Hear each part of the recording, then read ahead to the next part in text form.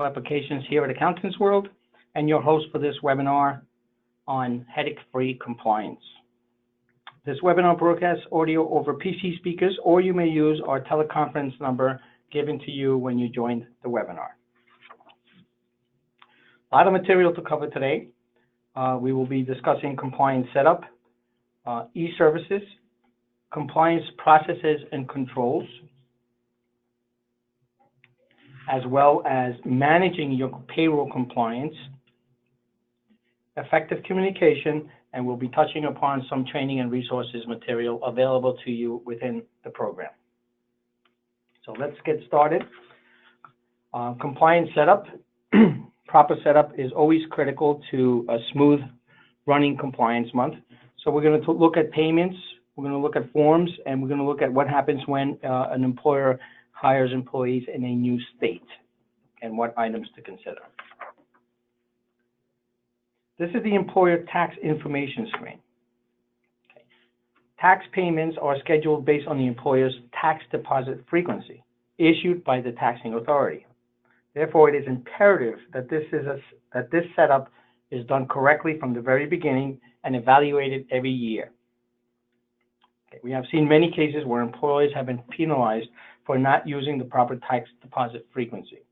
Another critical area is using the proper ID numbers for the state account numbers for both withholding and unemployment. Now, the state account numbers entered in the employer tax information screen flow the very first time only to the EServices taxes screen for that particular state. The reason being that many states will use the same withholding and unemployment ID numbers for electronic purposes. However, you may change this information in the EServices taxes screen if it is different. One very important item to consider here: do not use bogus numbers. This will only generate headaches and possible late and failure to file or pay notices. These ID numbers are critical for the proper posting of the client's compliance payments and forms. Okay. So if you don't have the proper account number, the funds will be sitting in a suspense account and the client will be receiving notices that the state did not get the money or the compliance form. In the compliance preference screen, you need to review and set up any employer preferences. Okay. There's three items here that are worth pointing out. The first one is that the system defaults any overpayments in the first 3 quarters to be applied to the next quarter. However, if you want to force a refund, you can do that here by checking the box, force refund. The second is the print tax agency checks option, which allows you to print a check through the payroll system for manual payments. And the last, perhaps the employer wishes to pay their federal unemployment quarterly, even if it's under 500. Therefore, they can check the box and the system will generate quarterly liabilities and pending payments for the federal unemployment.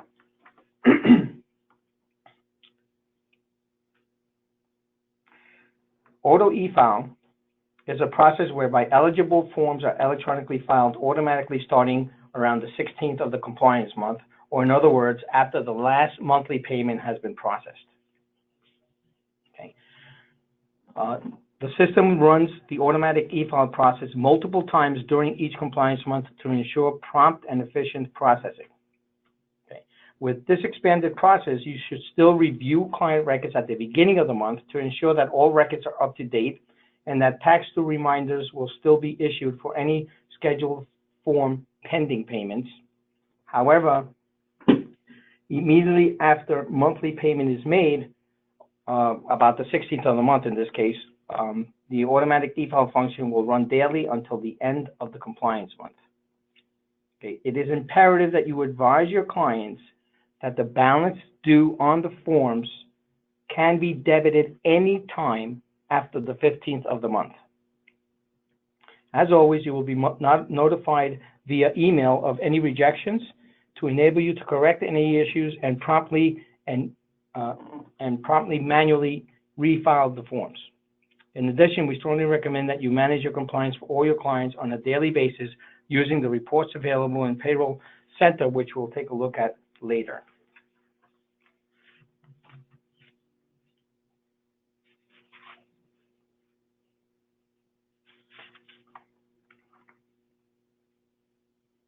Okay. The pre-funding, notice that when you're using pre-funding, only tax payments can be made via EFT will be pre-funded. The Use EFT checkbox must be enabled for that particular state. All pending liabilities with the same due date will be pre-funded. So for example, if you're a monthly depositor, okay, and you run payroll with a pay date of, let's say, October 6th, and the pre-funding is not enabled at the time that you do the October 6th payroll, that liability is due November 15th, okay, debited 4 banking days prior to November 15th. However, if you enable pre-funding, okay, now let's say you do enable pre-funding after that October 6th payroll and you run on October 20th payroll, which is also due on November 15th. Because the two of them are due on November 15th, the system will pre-fund for that October 6th payroll, despite the fact that you did not have pre-funding on. It will pre-fund because it's pre-funded the 20th, which is due the same date. So keep that in mind. And the customer will be debited for both liabilities on October 20th, which is the pay date of the second payroll. And when you're pre-funding, you're authorizing Accountantsworld to debit payroll accounts taxes on the pay date for any payroll, regardless of the due date of the tax. The debited taxes can only be credited to the appropriate taxing authority, and no refunds can be made to the employer. And you further agree that all necessary funds will be available in the employer's account the day before the pay date. This is the day that the ACH transaction is initiated. And lastly, in compliance setup, some things to consider if you're adding a new state. You need to have the state deposit frequency available. You need to have the state tax account numbers for both withholding and unemployment, the state unemployment rate and an effective date, and if there's any employer taxes. Okay, for example, some states have a supplemental unemployment tax or an SDI tax. Employer has to register as a new employer in that state. Registration forms are available in the EServices tax screen or under Resources Employer Forms.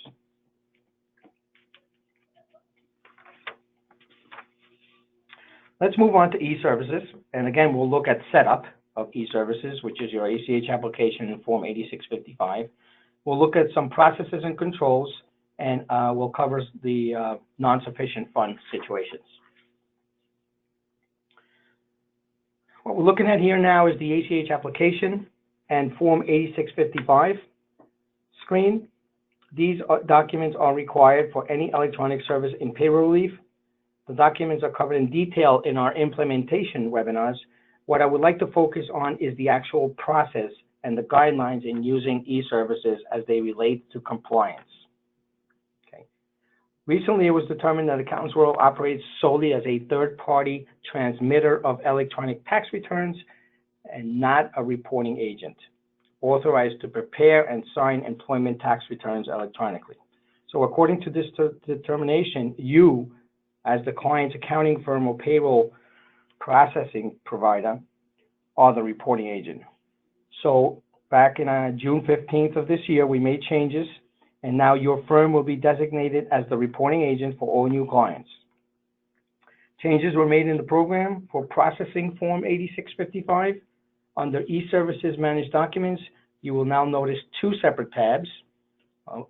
Upload 8655, which is the screen we are looking at here, which allows you to view, print, and or email the 8655 to your client. Once the client has signed it, you can upload it, and then you can submit it right from the screen to the IRS. On the left side of the screen, you can notice a step-by-step instruction. The second tab is the ACH application screen, which pretty much remains the same. For your convenience, there's 2 links at the top right of the screen that explain in detail the EServices process. Reading these documents is a must for all your staff members working with Payroll Relief. Please take the time to read them. It is important that you and your staff and if applicable, your client, understand how EServices process works. Also, it is important that you pay attention to the screen text throughout the program. So here, for example, we have included suggested guidelines for risk management at the very bottom left of the screen. So you can take a look at those at your leisure. So what is the process in EServices? Well, it's pretty simple. You have the ACH application and you have the Form 8655. You complete all applicable fields on the ACH application screen. This information will automatically populate the application. Then you can access each document from its respective screen. And again, you can print it or email it to your client, upon which the client will sign it and date it and send it back to you. Or the client can also scan it, the signed documents, and then you use the upload feature to upload the documents. So the ACH application gets uploaded to Accountantsworld, the Form 8655 gets uploaded to your cloud cabinet, as well as you need to send it to the IRS, which we'll take a look at in a minute. Okay.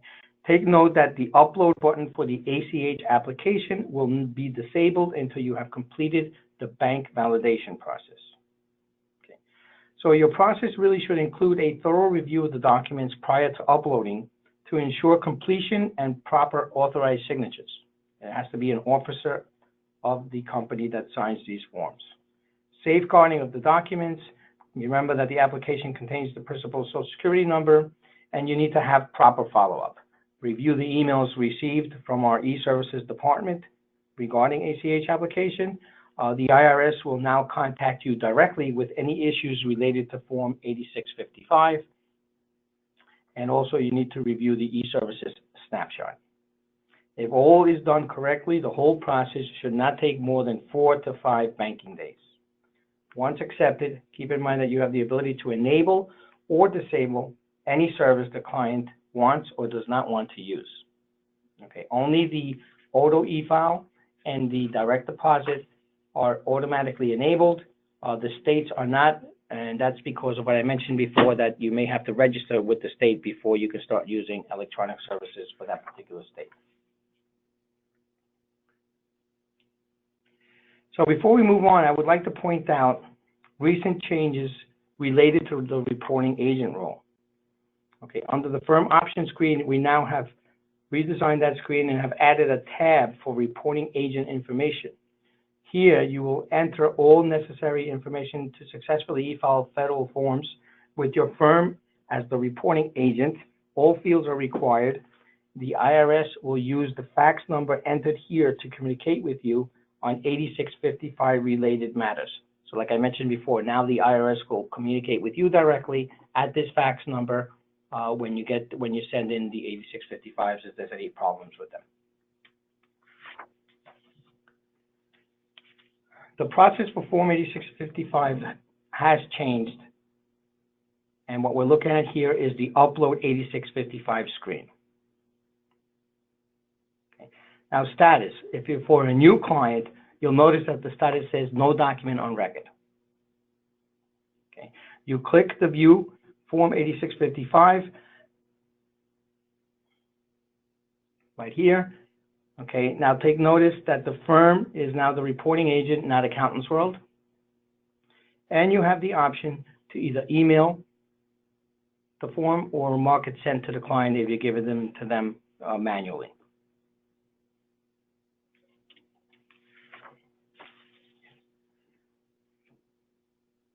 Now you'll notice that the status changes to sent to client, and the reporting agent is now the firm.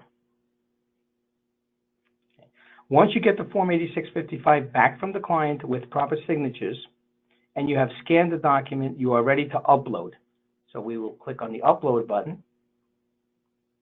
Okay, and here also notice that there is an option to indicate that you are already the reporting agent for this client. Okay, when you check this box, what happens is it will make the status of the Form 8655 as processed because you're telling the system that you're already the reporting agent, therefore you do not need to fax it to the IRS. Otherwise, select the form to upload from the drop-down. Okay, so you have the federal 8655, you have the Illinois and the New York forms that are equivalent to the 8655. Once you've done that, notice that the status now is uploaded or received, and that you are ready to review the document for accuracy and proper signatures. Click to change the status to either reviewed or incomplete. Selecting reviewed will change the status to reviewed and enable option to submit form to IRS. Okay, notice that there's a counter next to submit to IRS. That right now is 1.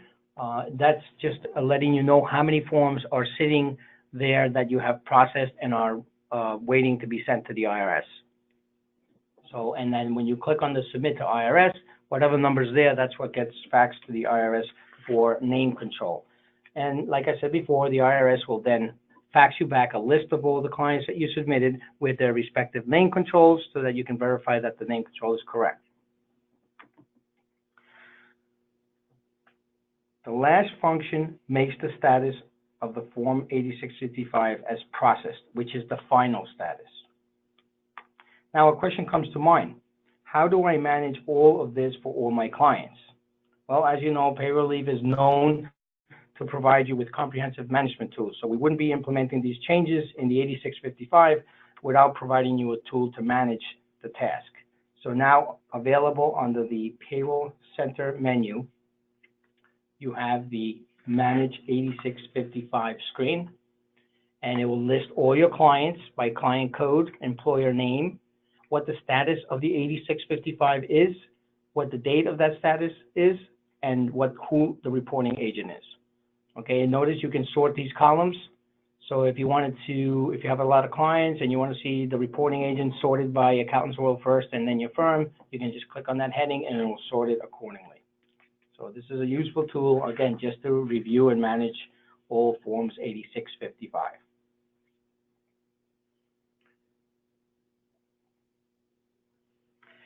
Okay, so we just covered the process for Form 8655. Most clients are optimizing the use of EServices within Payroll Relief. However, some of you have requested the ability to e-file only. Okay, so you don't want to make electronic payments through the system for whatever reason. You just want to be able to e-file the forms. While this is an exception, it has had considerable demand in the past, so we listened, and starting this year, we have implemented the e-file only option. Okay. To e-file tax forms without making electronic payments, the program now allows you to upload just the Form 8655 and only enable e-file. The Form 8655 still needs to be processed and cleared by the IRS for that name control, which is basic and very necessary for e-filing any federal forms. Please make sure to check the requirements link under the EServices taxes screen. Every state has a requirements link because there are some states that do not support ACH debit. Therefore, forms with a balance due in those states would not be able to be e-filed. Okay, because again, we're not making the payments electronic through the system. We're looking to have ACH debit. If the state doesn't support it, then you cannot e-file that form. As we just saw, you can track the status of Form 8655 right on screen. One additional item, okay, you should enter the bank information so that the taxing authorities can debit balances due directly from the employer's bank account. Again, that's ACH debit. Okay. If you do not enter bank information, you will not be able to e-file returns that have a balance due. So let's go over some frequently asked questions that come up in the compliance and EServices area.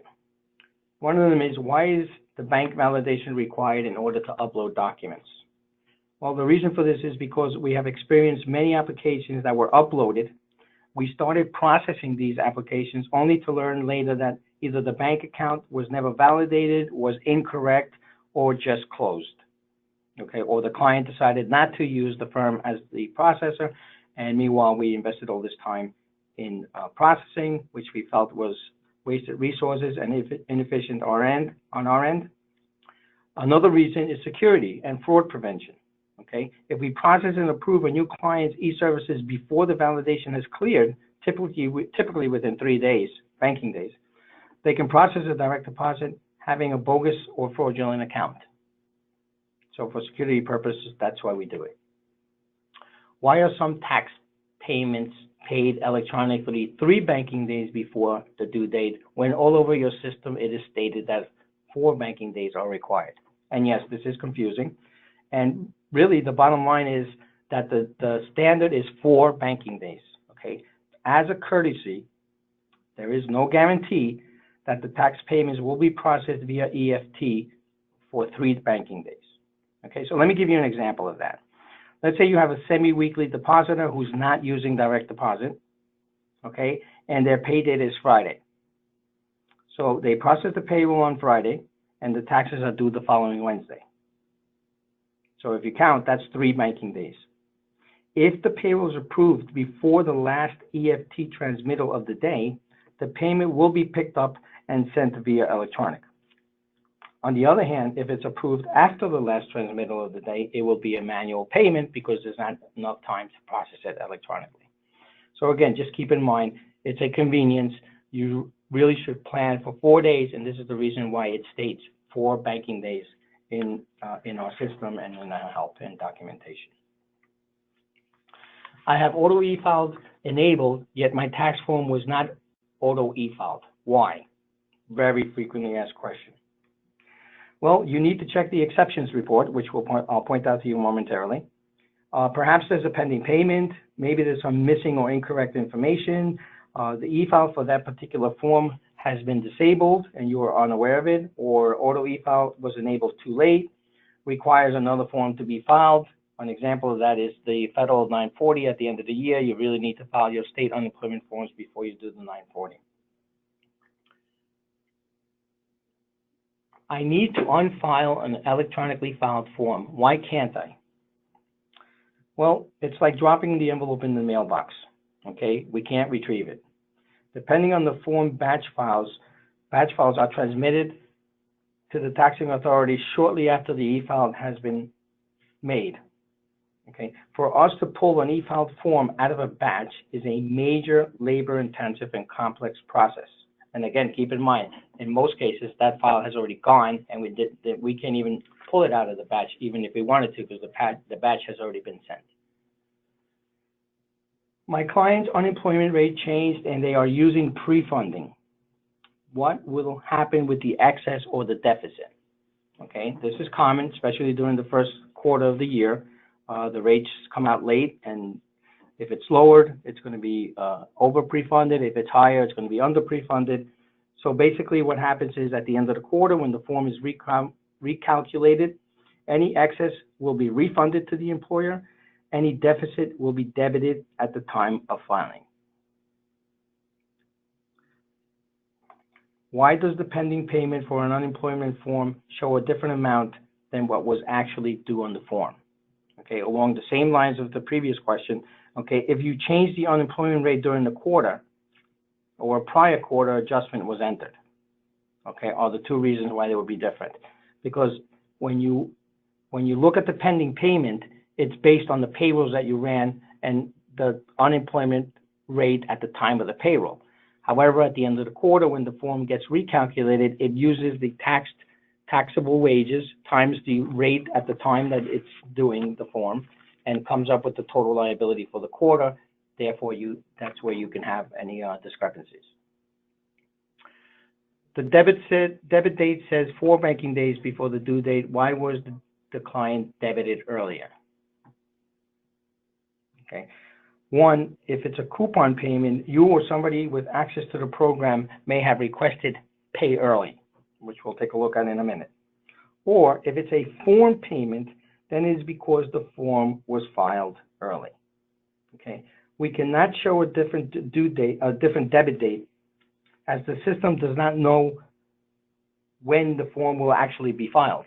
Okay, we know when it's due, but we don't know exactly when it will be filed. So even if auto e-file is enabled, it could have an exception and not get e-filed at all. Therefore, the system will display the latest possible debit date based on due date. Again, we strongly recommend that you advise your clients to have the funds available in the bank as early as the 16th of the month, okay, as this is when the auto e-file process does begin, and the form can be filed at any given time after that. And another one is tax forms are not scheduled for a particular client. Why? The reason why is because there's no payrolls in the current year. If you have a payroll in the current year, then it would schedule the compliance forms.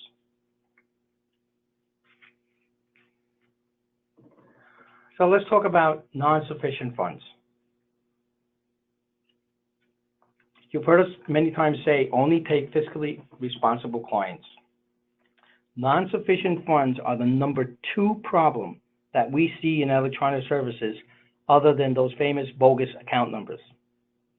Okay, usually or highly in the area of taxes, then direct deposits, as well as client billing, and even in bank validations, we see NSFs. Okay, these are labor intensive and are an inconvenience to you, your client, and us. Okay, we spoke about it in EServices setup and process. Now let us focus on how to best manage those EServices to ensure a smooth process. Only take fiscally responsible clients, or better yet, do not use electronic services for any client that is not fiscally responsible or has continual cash flow problems. Why? Well, you want to avoid NSFs. And a way to do this is you need to talk to your clients and help them understand how important it is to plan accordingly and allocate funds for tax payments. Defaulting on payroll tax payments is not cost effective. Okay, it really is a high interest loan. Okay, because penalties plus the interest can quickly add up. Plus, you have the NSF fees and the time and labor costs addressing the non-sufficient fund situation. Also, did you know that the IRS will apply any deposit to the most recent liability, leaving older unpaid liabilities accumulating more interest and even stiffer penalties? We all know that the IRS collects millions of dollars in late payments, penalties, and interest every year. And a history of NSFs will only jeopardize the client's credit and your reputation.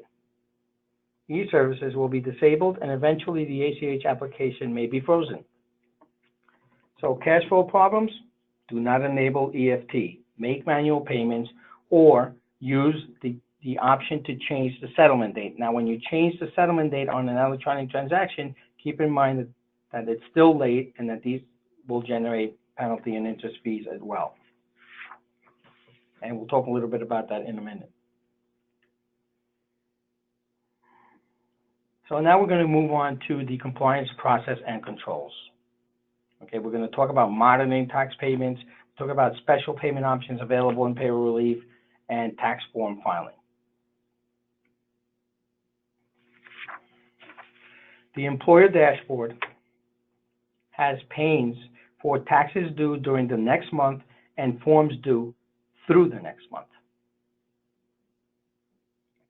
Okay, please take note of the text at the very bottom of the tax due pane that says, if filed early, will be debited on date filed. Okay, this applies to both tax payments that you've elected to pay early or forms that you have filed early. Okay, so the system is advising you that if a form is filed early, that it will be debited early. The pending payment screen shows in the last column how the payment is scheduled to be processed. So it's either record payment only for manual payments or it's EFT. If selected under compliance preferences, you may print and record a check, and you can print the coupon for manual payments as well from the screen by clicking on the coupon name to access the coupon as well as the check.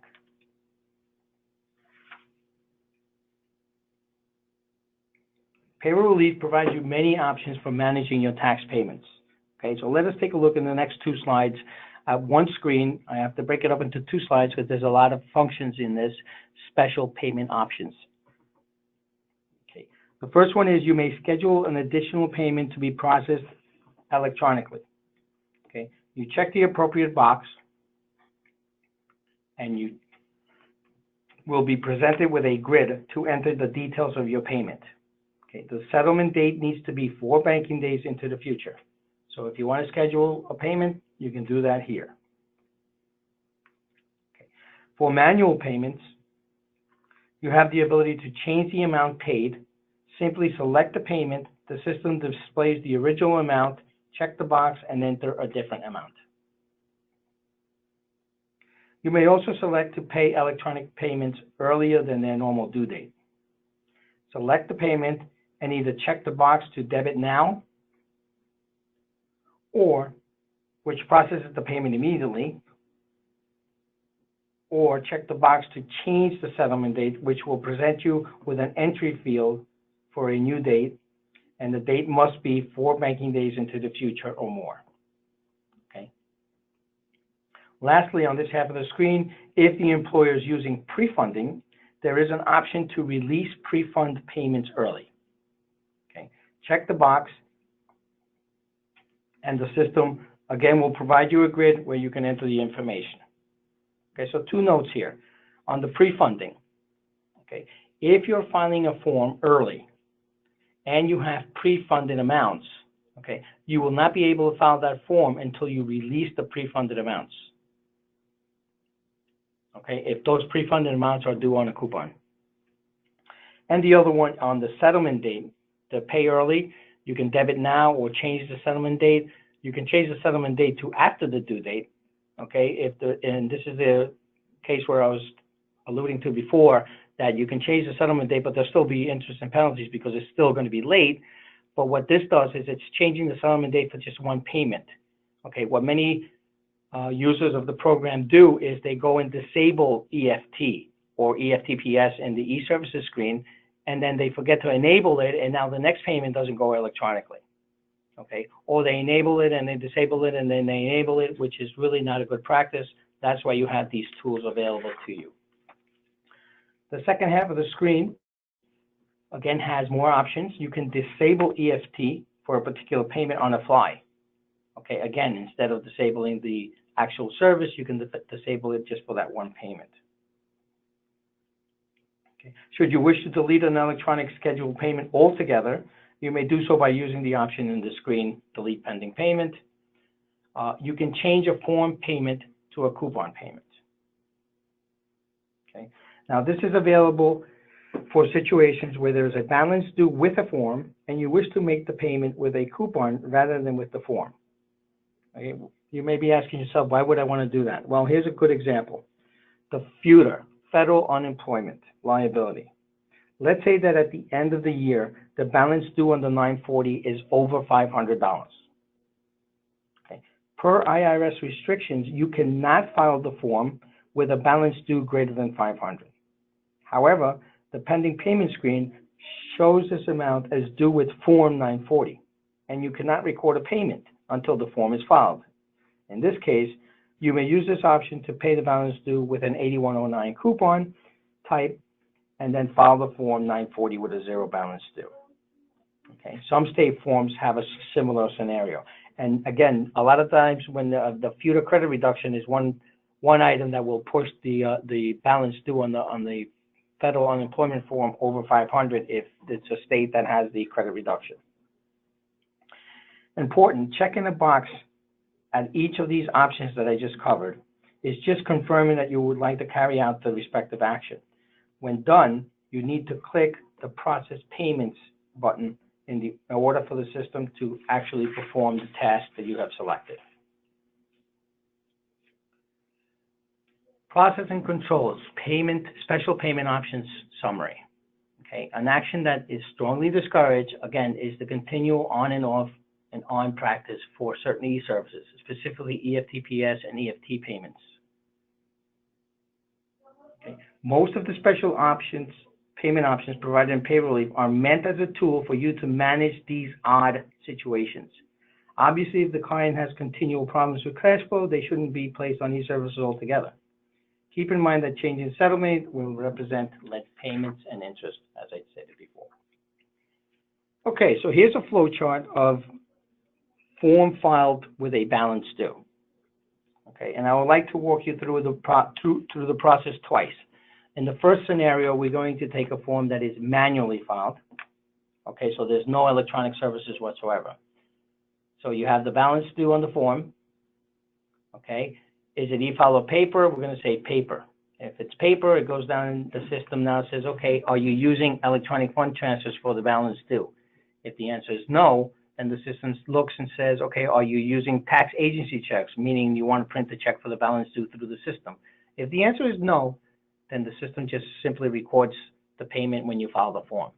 If the answer is yes to tax payments, agency checks, then a scheduled payment is scheduled when the form is recorded as filed, and therefore you can go to the pending payment screen, like I mentioned before, and print the check to send to the taxing agency. Now let's go back and say now that we're using fully electronic services. So now the tax form has a balance due. We're e-filing it. Yes. Does the form has a balance? Is the balance due with the form? And yes, it's due with the form. Then the form is e-filed with the payment. If the balance due is not due with the form, in the case of no, then the system says, okay, are you using EFT, or do we support EFT for that balance due? If the answer is yes, a pending payment is scheduled and the form is recorded. So an area that requires more explanation here is the balance due with form, and whether it's ACH debit, meaning with the form, or ACH credit, which means it schedules a pending payment.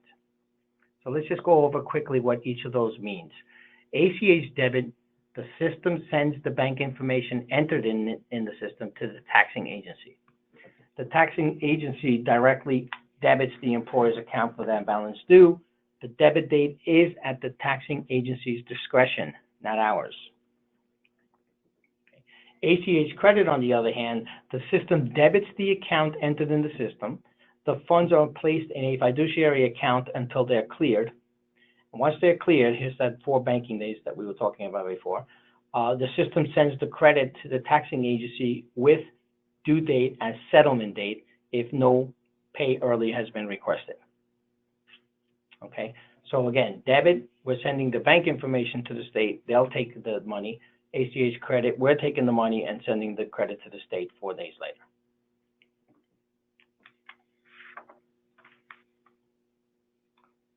Compliance form filed with an overpayment. So here I have a 941 that has an overpayment on line 13 of $119. Okay. Again, for the first 3 quarters, the system will automatically apply the overpayment unless I have the forced refund option. So now what happens is I record the form, and this is very important, because not until the form is recorded as filed will the system begin to apply the overpayment to any future liabilities. So a lot of times we get a situation where, we'll get a call, I know I have an overpayment, but I don't see my liabilities reduced. The answer is that's because you haven't filed the form. The actual action of filing the form is what creates the overpayment in the system. And as you can see here in the pending payment screen, when I click on the details for a particular payment, in the column overpayment, I see $119. And that's reducing this total liability. So very important to keep that in mind.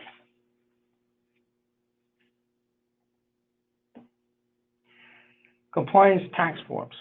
Okay. When you go to the compliance tax form screen, the system will warn you if any or some payments have not been recorded for the period. So if you were to go to the tax form screen today, more than likely you will get this pop-up because all the monthly payments that are due October 16th have not been paid, and you will be told that some payments are still pending. You can select all or individual forms and the action item at the top left of the screen, whether you want to print, e-file, or record. We currently support e-file for approximately 45 states. If you select e-file and a form cannot be electronically filed through the system will give you an error and the form will not be marked as e-filed. At the bottom, you have the e-file deadlines. Again, we strongly recommend a must, if you're using auto e-file, that you treat the 16th of the month as the deadline for all forms. If the employer has opted not to use auto e-file, then we strongly recommend that you consider a minimum of 5 banking days before the due date as the deadline. This will allow sufficient time to process any balance due in a timely manner. Some forms have what is known as a prior period adjustment. Okay, so for example, here we're looking at the New York State 45 form, and on lines 6 and 8 has a UI previously reported underpayment or overpayment. Okay, so the question is, how do I enter these prior period adjustments on the form if they're not part of the payroll? The answer to that is in the tax form screen. If you notice here, I have the NYS 45 checked.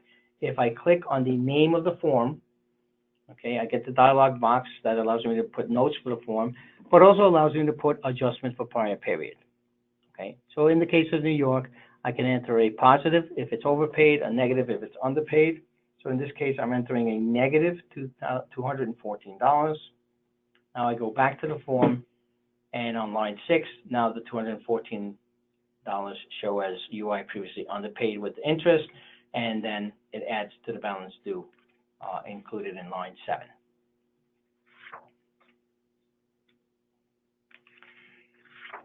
Okay.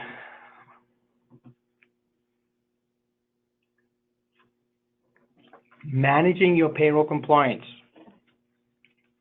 Let's take a look at how we manage Efile and how we manage due and past due forms, taxes, and lastly, federal tax deposit frequency. Managing payroll compliance could be quite cumbersome.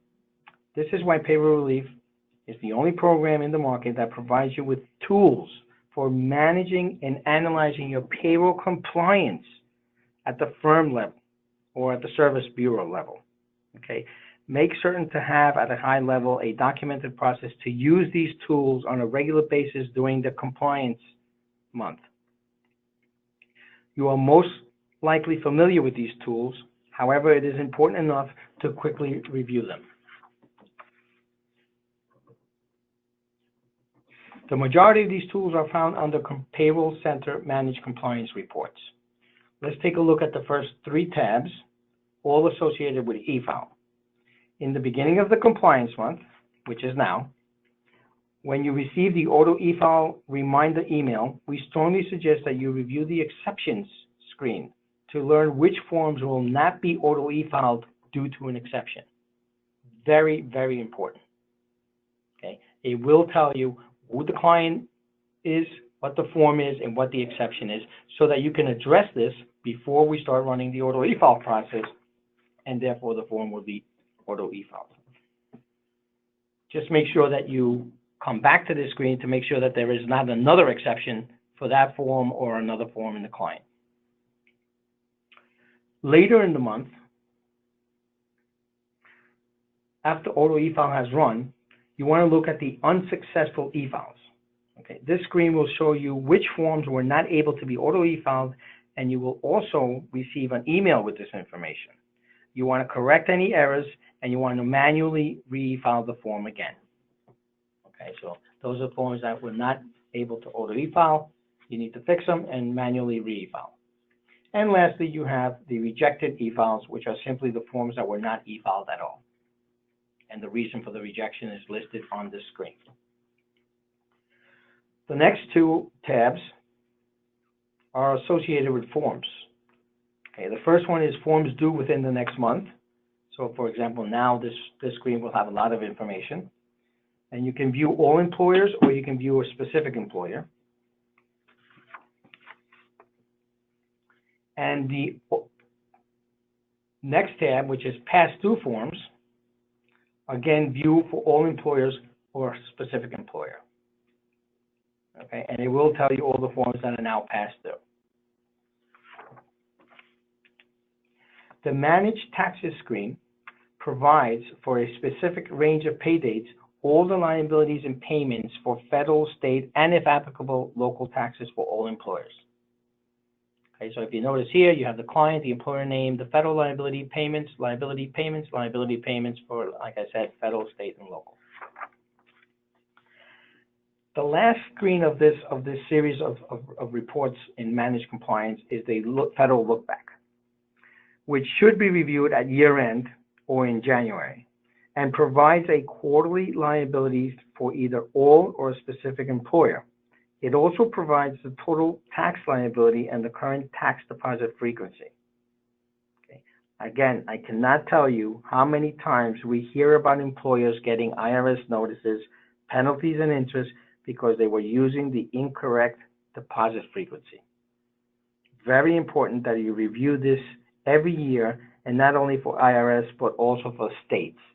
Okay? The IRS does send the employers a notice if they are supposed to be changing their frequency, but they also state very clearly that it is the responsibility of the employer and or their payroll processor to know the rules published in Publication 15, Circular E, that indicate what the look-back period is and what your tax deposit frequency should be. So just make sure you keep that in mind. So like, for example, let's take a look at BLT Enterprises. Okay, clearly their total tax liability for the year was over $500,000, yet they're set up as a monthly tax depositor. That is definitely wrong. Okay, it has to be semi-weekly, because we know that if it's over $50,000, it has to be semi-weekly. And please notice that all these screens that we just covered, all 7 of them, do have the ability to export to Excel. Okay, we're getting near the end of our topics. Communications and backups. Okay, so let's talk about some client communications during compliance month and some data backup, which is always important. I'm going to show you some of the tools available in Payroll Relief to facilitate these tasks. Client communication is always important, more so during the compliance month and at year end. So Payroll Relief now features a client notification blast email functionality under the batch processing menu. Simply select the clients you wish to notify right here, okay, and click on the email button. From this screen, you can either send one of our preset canned emails or create your own custom email. Okay. So let's select the quarterly compliance reports email. So down here, quarterly, and now I can see the body of the email, and then simply I click on send email, and it will send to all the employers that I had selected in the previous screen. Another part of client notifications or communication built into the program are the tax due and forms due reminder emails. Make sure that these are selected in the firm administration email options. And remember that state unemployment forms do have confidential Social Security information. Therefore, we strongly recommend that you use the option for secure password protection and enter a password in the employer preferences screen. Okay, and keep in mind that the tax due reminder emails are processed every morning at 6 a.m. about, and they go off whatever is in pending payment screen. So if you make a payment early or you file a form early and then you don't get a tax due reminder, the reason why is because it was paid early and it's no longer in the pending payment screen. Okay, we don't want to send you a reminder for something that you already remembered to do and you did it early. So keep that in mind. A lot of times people say that they didn't get the tax due reminder, and that's the reason why. The last major topic today is the importance of backing up your client's compliance forms and reports, regardless of whether your firm owns our cloud-based document management system, Cloud Cabinet. Payroll Relief automatically will archive forms and payroll report sets for each of your clients. The payroll report set gets automatically archived after the checks have been printed for each payroll, and all compliance forms are automatically archived at each quarter's compliance month. So for example, for the third quarter, these forms will be archived on November 5th or thereabouts. Okay, and if you notice here on the screen, it has the default folders of where the forms and the reports will go. If you have the full Cloud Cabinet, you can also archive paychecks. New this year, under batch processing for W-2s, the program now offers the ability to batch archive all filed W-2s to Cloud Cabinet.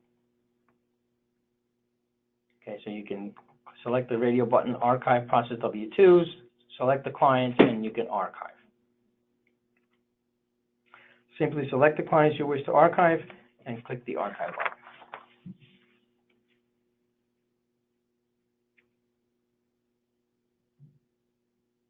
You may manually archive tax forms from the tax form screen. Okay, so in compliance tax forms, if you select status all forms for a particular period, you will have accessible the archive button where you can archive manually to Cloud Cabinet.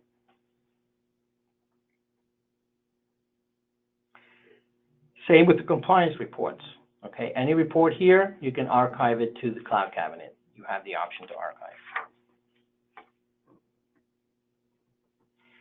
Another very convenient and useful feature in Payroll Relief is the ability to create your own customized report set for each client, which you manually archive to Cloud Cabinet or your local computer.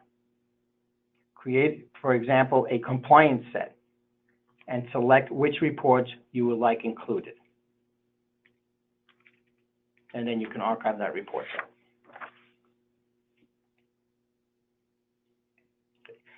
This is the ACH transaction screen under EServices menu. Okay, I strongly recommend to all users of electronic fund transfers to archive this information for a complete record of all ACH transactions for a specified period of time. Okay, ideally, and I do mention this again in the year-end webinar, you want to do it at the year for the entire year, and you want to do all transaction types. The screen does offer various filtering options. For example, if you want to, you can view all types of transactions or a particular type of ACH transaction, like direct deposits or tax payments, child support, billing. Also, if you wish to see only credits, only debits, or if you want to see both. Notice that the trace number for every transaction is a link. Okay, clicking on this link will give you a details report that you may print out as proof of the transaction. Okay, so it shows the receiving bank routing number and the account number, outgoing trace number, all the information that could be useful for substantiation of the ACH transaction is here available. Okay, and again, this information can be exported to Excel. Resources and training. Okay, again, somewhat in the area of compliance. The program does have context-sensitive help. At any screen in the program, you may click the question mark in the upper right-hand corner to access the help text for that particular screen, and from there you can index or you can use the table of contents to go other places. Okay, these are links within the help that will take you to, for example, auto e-file or employee screens for additional help. Payroll Relief has a comprehensive set of resources to help you with your payroll service. Here we're looking at the forms and publication screen, which provides links to current payroll-related forms and publications. Okay, so here's publication 15, Circular E, Employer Tax Guide, that tells you all about depositing taxes and their frequency. There are many other resources in the drop-down menu for resources. And there are links to various payroll-related associations, IRS payroll topics, and the Department of Labor. Anything and everything that you need to know payroll-related is available from our resources area. Okay, we have employment forms. We have new hire forms. We have employer forms and employee forms. Okay, you can have a link to the actual form, an online form, or in some cases both. So here, for example, California, for the new hire, they have an online new hire reporting system. They also have a form. Payroll Relief provides you both. So let's summarize today's session. We talked about compliance setup and how important that is in scheduling payments, filing forms, and adding a new state, what requirements we need to take into consideration. We talked about EServices, also important to set them up correctly, what the processes are, and what controls to have in place. And we specifically addressed non-sufficient funds and how to avoid them. And we looked at the process for compliance. We talked about processing tax payments, using the special payment options, and tax form filing. we covered managing our compliance. Okay, so we want to manage our e-file. Don't forget those first 3 tabs under Manage Compliance, Exceptions, Unsuccessful, and Rejection. Very important during this month. Also the Due and the Past Due Form tabs, as well as the Taxes tab that shows you all your liabilities and the payments that have been made associated with those liabilities. We talked about communication and the importance of backups, so client notifications and compliance archive and reports as well. And lastly, we looked at the training resources, the publications and employment forms, and other compliance resources available in Payroll Relief. So, just a reminder to always make sure to check the program announcements for any additions or enhancements. With regard to compliance, we announce any new forms, any e-file or electronic fund transfers added, as well as to remind you of important tasks or upcoming events, like the auto e-file. So if you notice here, we have a notification that the auto e-file process is scheduled to begin running on October 17th. And we remind you, again, to review that very important exceptions report on the Exceptions tab of the Manage Compliance screen. Okay. For those of you who use Swipe Clock or considering using Swipe Clock, we just added a API integration with Swipe Clock, which makes the integration a lot smoother than uploading the CSV file, which is the previous way. We do have alliances with workers' comp, pay-as-you-go, which we're also looking to add an API for that. Currently, we just do a transfer of data. And we also have the 401k alliance with Transamerica. So again, very important to always look, especially during compliance months, at any announcements or any notifications that are applicable during this very busy time of the year. A reminder that registration for Payroll Relief training webinars is posted on my portal page. And I do want to thank you very much for attending this webinar.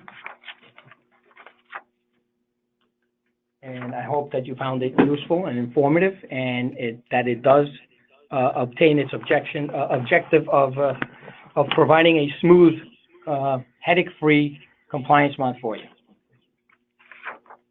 And now I will address any questions or answers that you may have. Any questions that you may have, my associate Roger is on the line with me, and will address your questions. Hey, Carlos, thank you so much. Hi, this is Roger. Awesome webinar. Very, very, very informative. I always learn something new when I listen. So far, I think everyone was listening attentively to you.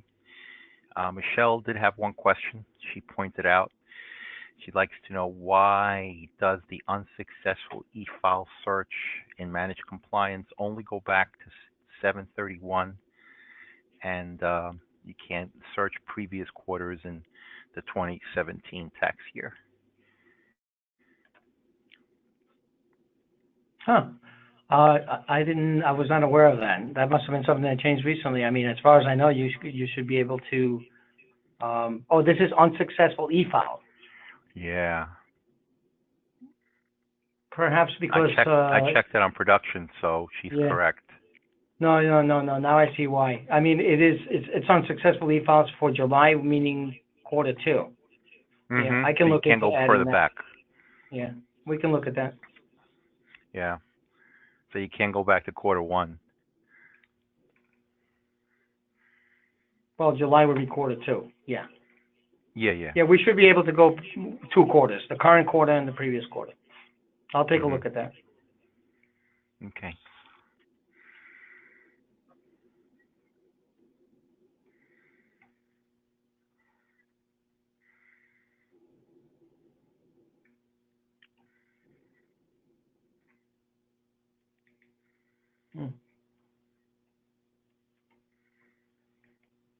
Okay, I know I was speaking a little fast because this is perhaps one of the longer webinars. There's a lot of material to cover, and we want to make sure that we share all the information with you so that, again, you can have a smooth compliance month